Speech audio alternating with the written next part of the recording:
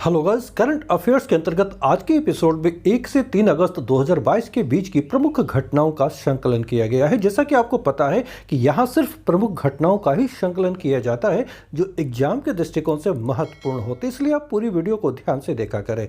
तो चलिए शुरू करते हैं।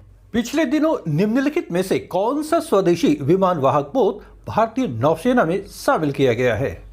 दोस्तों, आंसर है ऑप्शन ए, INS विक्रांत। रक्षा क्षेत्र में आत्मनिर्भरता की दिशा में एक और कदम बढ़ाते हुए भारत ने 2 सितंबर 2022 को देश के पहले स्वदेशी विमान वाहक पोत INS विक्रांत का जलावतरण किया है। जी हां, INS विक्रांत का जलावतरण भारतीय नौसेना के लिए किया गया है 2 सितंबर 2022 को। दोस्तों, कोचिन शिपयार्ड में INS विक्रांत को देश की नौसेना को समर्पित किया गया है और यह हमारे देश की वर्तमान में दूसरी विमान वाहक पोत है।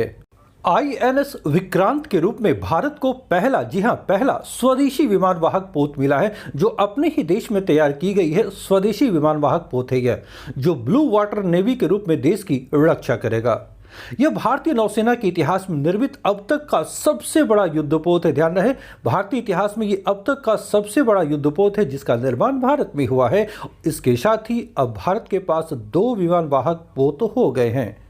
दोस्तों, अभी तक भारत के पास रूसी मूल की यानी रूस की बनी हुई कीव श्रेणी का INS विक्रमादित्य ही एकमात्र विमान वाहक पोत था। यानी इससे पहले जो भारत के पास एक विमान वाहक पोत था जिसका नाम है INS विक्रमादित्य, यह रूस में निर्मित है। INS विक्रांत के जलावतरण के साथ ही भारत अमेरिका, रूस, फ्रांस, UK अर्थात यूनाइटेड किंगडम और चीन के साथ उन राष्ट्रों के क्लब में शामिल हो गया है जिनके पास विमान वाहक पोत के डिजाइन और निर्माण की क्षमता है। ये वो देश है जो ऐसे विमान वाहक पोत का निर्माण कर सकते हैं और इनके पास टेक्नोलॉजी मौजूद है। आकार के दृष्टिकोण से INS विक्रांत दुनिया में विमान वाहक श्रेणी में 7th पोजीशन पर है, जो सबसे बड़ा पोत है आकार के दृष्टिकोण से। इस स्वदेशी विमान वाहक पोत के डिजाइन और निर्माण में कुल 17 वर्ष लगे हैं।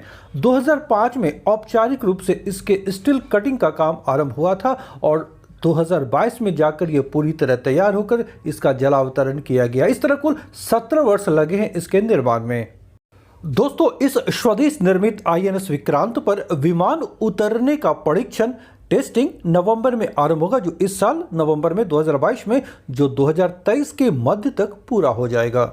भारत के पहले विमान वाहक पोत का नाम भी INS विक्रांत था। ध्यान रहे कि भारत के पास एक विमान वाहक पोत बहुत पहले था जो 60s में ब्रिटेन से प्राप्त की गई थी और यह 1971 के पाकिस्तान के साथ युद्ध में बहुत ही महत्वपूर्ण भूमिका अदा की थी और उस विमान वाहक पोत का नाम भी INS विक्रांत ही था। तो पहले इसके बारे में थोड़ी जानकारी हासिल कीजिए, जिसे 21 जनवरी 1997 को नेवी से रिटायर कर दिया गया।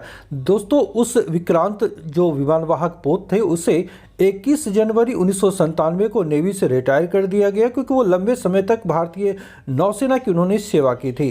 अब करीब 25 वर्षों के बाद, जी हाँ, जब वो रिटायर हुआ वो जहाज, अब उससे 25 वर्षों के बाद फिर से उसी नाम से INS विक्रांत का पुनर्जन्म हो रहा है। INS विक्रांत की जो प्रमुख विशेषताएं हैं उस पर ध्यान दें। सबसे बड़ी बात, यह 40,000 टन वजन वाला विमान वाहक पोत है। वास्तविकता में इसकी जो वजन है वो 43,000 टन है, यानी 40,000 टन या उससे अधिक वजन वाले विमान वाहक पोत का निर्माण करने में आज हम सक्षम हैं। दूसरा, यह एयरक्राफ्ट कैरियर यानी विमान वाहक पोत समुद्र के ऊपर तैरता हुआ एक एयरफोर्स स्टेशन है। जी हां, यहां से फाइटर जेट्स, मिसाइलें, ड्रोन इत्यादि के जरिए दुश्मनों के मंसूबों को नेस्तनाबूद किया जा सकता है। यह पूरी तरह एक एयरफोर्स स्टेशन की तरह कार्य करेगा जो समुद्र में चलता फिरता होगा। यह पोत 20 MiG-29 लड़ाकू विमान और 10 हेलीकॉप्टरों को ले जाने में सक्षम है। INS विक्रांत की लंबाई 262 मीटर, जी हाँ 262 मीटर, चौड़ाई 62 यानी 62 मीटर और ऊंचाई 59 मीटर है, जो 18 मंजिले भवन के बराबर है।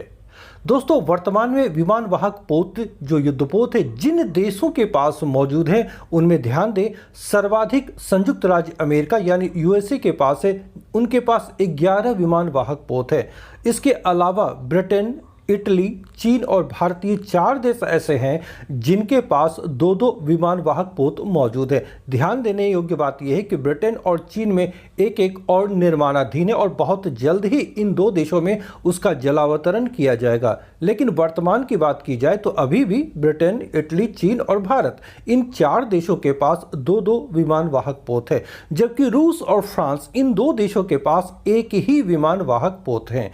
इस प्रकार विश्व में कुल 7 देश हैं जिनके पास विमान वाहक पोत या एयरक्राफ्ट कैरियर मौजूद हैं। निम्नलिखित में से किस सैन्य विभाग को 2 सितंबर 2022 को नया ध्वज निशान प्रदान किया गया है? आंसर है ऑप्शन सी, भारतीय नौसेना, इंडियन नेवी को। प्रधानमंत्री नरेंद्र मोदी ने 2 सितंबर 2022 को कोचीन में भारतीय नौसेना के नए ध्वज निशान का अनावरण किया है। इस नए निशान से नौसेना को अब एक नई पहचान मिली है। परिवर्तन के तौर पर गुलामी का प्रतीक माने जाने वाले रेड क्रॉस को ध्वज से अब हटा दिया गया है। दोस्तों, इसी दिन, जिस दिन विमान वाहक पोत का जलावतरण किया गया, उसी दिन प्रधानमंत्री नरेंद्र मोदी ने भारतीय नौसेना के लिए नए ध्वज निशान का अनावरण भी किया है। दोस्तों, नौसेना का नया निशान मराठा शासक छत्रपति शिवाजी महाराज के राज चिन्ह से प्रेरित है। यह महत्वपूर्ण, इसे ध्यान रखिए। नौसेना को जो नया निशान दिया गया उनके झंडे में, वो छत्रपति शिवाजी महाराज के राज चिन्ह से प्रेरित है। नए ध्वज निशान में ऊपर बाएं कोने में राष्ट्रीय ध्वज तिरंगा अंकित है और दाहिनी ओर एक नीले रंग का अष्टकोण, जिसके अंदर भारत का राष्ट्रीय प्रतीक अशोक चक्र गोल्डन रंग में अंकित है और ठीक उसके नीचे सत्यमेव जयते लिखा हुआ। इसे यहाँ पर ध्यान से देख लें। नए ध्वज पर पहले की ही तरह नौसेना का आदर्श वाक्य, जी हाँ, शमं नौ वरुणः अंकित है, जो देवनागरी लिपि में है। पुराने ध्वज में, जो नौसेना का पुराना ध्वज था, उनमें यूनियन जैक, जो ब्रिटेन का एक प्रतीक है, उनके झंडे में जो मौजूद रहता है, के साथ सफेद बैकग्राउंड पर लाल जॉर्ज क्रॉस था, जो हमें औपनिवेशिक काल की याद दिलाता था। यह झंडा जो पहले था वो ये है। नारियल विकास बोर्ड के क्षेत्रीय कार्यालय का उद्घाटन निम्न में से किस राज्य में किया गया है? ध्यान रखें, नारियल विकास बोर्ड के क्षेत्रीय कार्यालय का उद्घाटन। आंसर है ऑप्शन डी, गुजरात। केंद्रीय कृषि मंत्री नरेंद्र सिंह तोमर ने 2 सितंबर 2022 को विश्व नारियल दिवस, ध्यान रखिएगा कि 2 सितंबर को विश्व नारियल दिवस भी मनाया जाता है, तो इसी दिन यानी इस अवसर पर गुजरात में नारियल विकास बोर्ड के क्षेत्रीय कार्यालय का उद्घाटन किया है। दोस्तों, गुजरात में गिर, सोमनाथ, जूनागढ़ और पोरबंदर, ये तटीय इलाके हैं गुजरात के। इन इलाकों में नारियल उत्पादन काफ़ी मात्रा में होती है और ये नारियल उत्पादन के प्रमुख केंद्र हैं गुजरात में। इसके अलावा केंद्रीय कृषि मंत्री ने 2 सितंबर को ही विश्व नारियल दिवस के अवसर पर आभासी माध्यम से यानी वर्चुअल मीडियम से केरल के कोच्चि यानी कोचीन में विश्व नारियल दिवस समारोह का भी उद्घाटन किया था। किस राज्य अथवा केंद्र शासित प्रदेश ने सभी आपराधिक मामलों में फॉरेंसिक जांच अनिवार्य कर दिया है? जी हां, किसी भी प्रकार के आपराधिक मामले हो उस पर फॉरेंसिक जांच अनिवार्य कर दी गई है। ऐसा कौन सा राज्य अथवा केंद्र शासित प्रदेश है? दोस्तों, इसका आंसर है option A, Delhi. Delhi police ने केंद्रीय गृह मंत्री अमित शाह के निर्देश के बाद 6 वर्ष से अधिक की सजा पाने वाले सभी आपराधिक मामलों में फॉरेंसिक साक्ष्य को अनिवार्य करने का फैसला लिया है। दोस्तों, दिल्ली में दोष सिद्धि दर को बढ़ावा देने और आपराधिक न्याय प्रणाली को फॉरेंसिक जांच के साथ एकीकृत करने के लिए यह निर्णय लिया गया है। फॉरेंसिक जांच होने से अपराधी की सही पहचान होने में मदद मिलती है, इसलिए इसे अनिवार्य किया गया है। भारतीय मूल के लक्ष्मण नरसिम्हन को किस अमेरिकी बहुराष्ट्रीय कंपनी का सीईओ नियुक्त किया गया है? जी हां, अमेरिकी मल्टीनेशनल कंपनी का सीईओ नियुक्त किया गया लक्ष्मण नरसिम्हन को। वो कौन सी कंपनी है? आंसर है ऑप्शन ए, स्टारबक्स। स्टारबक्स ने भारतीय मूल के लक्ष्मण नरसिम्हन को कंपनी का नया मुख्य कार्यकारी अधिकारी अर्थात सीईओ नियुक्त करने की घोषणा की है। दोस्तों, वैश्विक भारतीय सीईओ की लीग में, जैसा कि मालूम है, दुनिया की कई मल्टीनेशनल कंपनी में आज भारतीय सीईओ के पद पर आसीन हैं। अब लक्ष्मण नरसिम्हन भी उसमें शामिल हो गए हैं। इससे पहले लक्ष्मण नरसिम्हन एक बहुराष्ट्रीय उपभोक्ता, स्वास्थ्य, स्वच्छता और पोषण कंपनी रैकेट के मुख्य कार्यकारी अधिकारी अर्थात सीईओ थे। यानी पहले वो कहाँ थे? रैकेट में। राष्ट्रीय पोषण माह 2022 सरकार के किस केंद्रीय मंत्रालय द्वारा आरंभ किया गया है? प्रश्न को ध्यान से समझिए। राष्ट्रीय पोषण माह 2022 सरकार के किस केंद्रीय मंत्रालय द्वारा आरंभ किया गया है? आंसर है ऑप्शन डी, महिला एवं बाल विकास मंत्रालय द्वारा।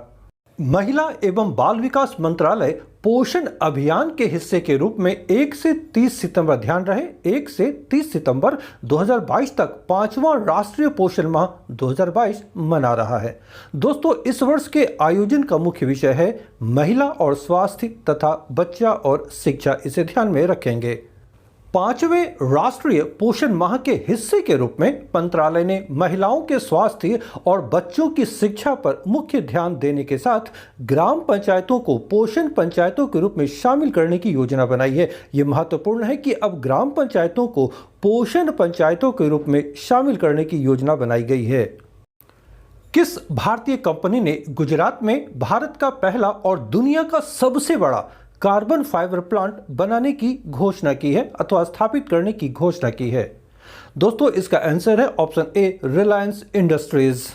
रिलायंस इंडस्ट्रीज के चेयरमैन मुकेश अंबानी ने 45वीं वार्षिक बैठक में गुजरात के हजीरा में, जगह का नाम याद रखिएगा, गुजरात के हजीरा में भारत का पहला और दुनिया का सबसे बड़ा कार्बन फाइबर प्लांट बनाने या अथवा इसकी स्थापना करने की कंपनी की योजना की घोषणा की है।